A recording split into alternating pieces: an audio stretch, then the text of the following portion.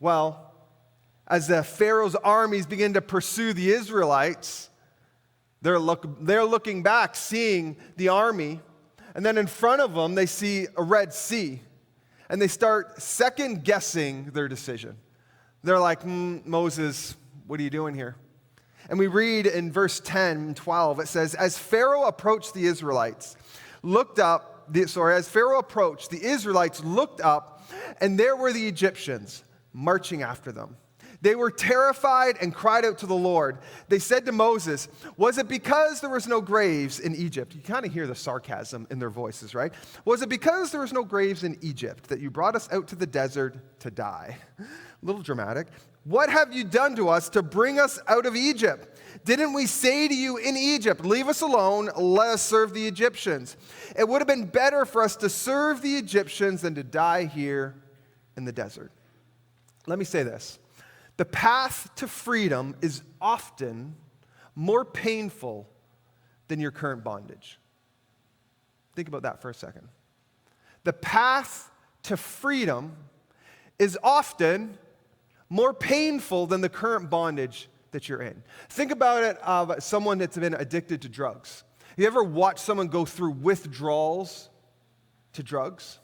The path to freedom, I'm not saying freedom, but the path that it takes to get to freedom, right? For that person to go from addicted to drugs to freedom, that path, those withdrawals are far more painful than just getting high. That's why it's so hard to get off drugs. Because I'd rather just get high, and it's easier in that moment. Now, yes, of course, it'll ruin your life and wreck your life down the road. But in that moment, it's much easier to take that high than it is to go through the withdrawals, the pain of withdrawals. Often, the path that leads us to freedom is more painful than the bondage that we're in. And that's what the Israelites were experiencing. Like, hey, we much rather go and be slaves back in Egypt than walk this hard path.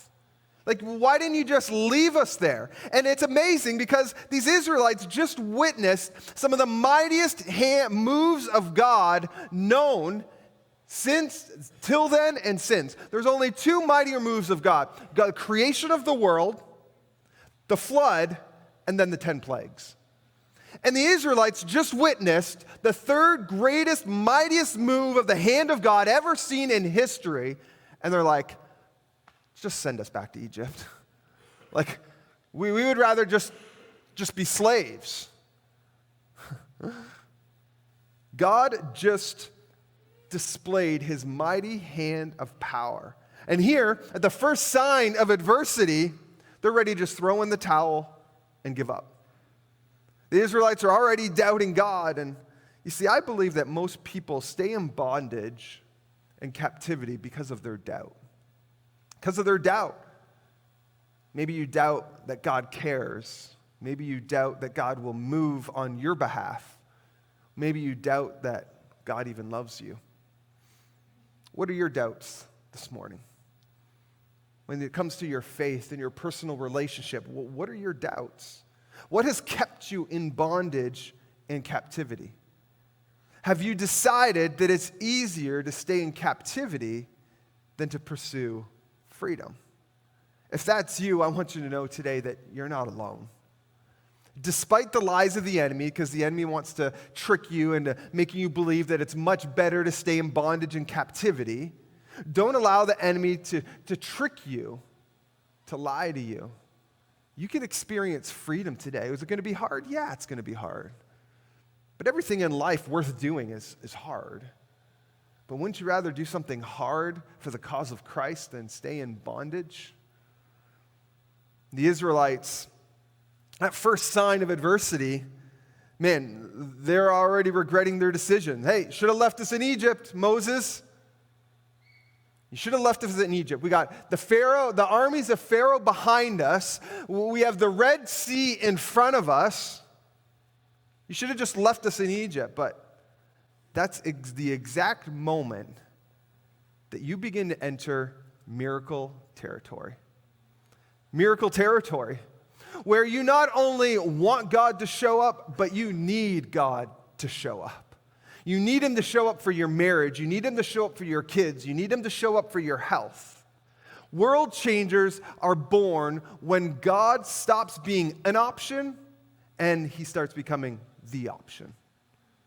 Say that again. World changers are born when God stops becoming just one of 10 different options that you have. Well, here's God's plan, but let's just see what the world has to offer. Let's just see what culture is saying. Let's see what I can find on Instagram and social media and TikTok. Let's see what my friends are saying. Let's see what makes me feel good, and then make a decision. World changers are born when you have just one option. This is what God is saying. Okay. That's it.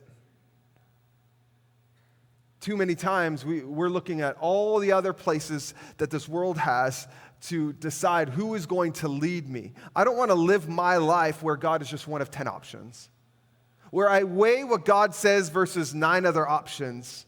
No, he needs to be the only option. I want to live my life in such a way that I'm completely helpless without him.